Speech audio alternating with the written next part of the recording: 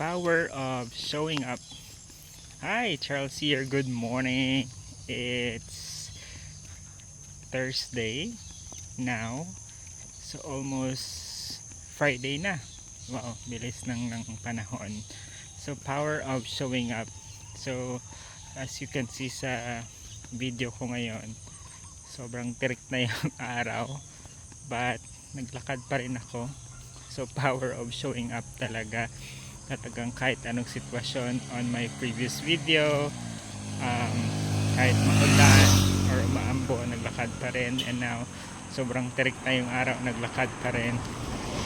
So kasi I think for me personally, parang iba yung dating sa akin, maglakad pa rin talaga. Parang sort of an outlet for me since working from home, so kailangan talaga may ganito aside from of course the exercise.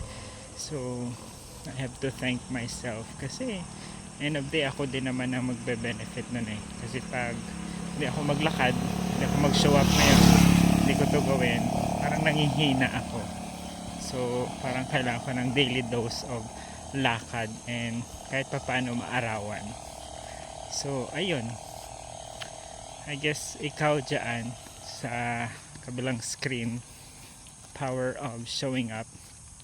So kung ano man yung mga tasks, goals, or kung ano man yung mga gusto mo, or may mga bagay, yung mga blockers kumbaga, if you have the chance na gawin pa rin siya, gawin mo pa rin siya.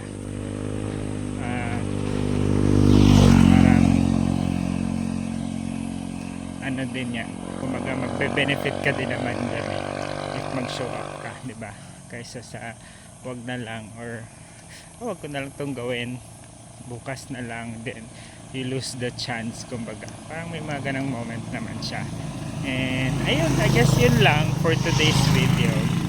Happy Thursday everyone. So show up tayo today, may 2 araw pa and kaya natin to.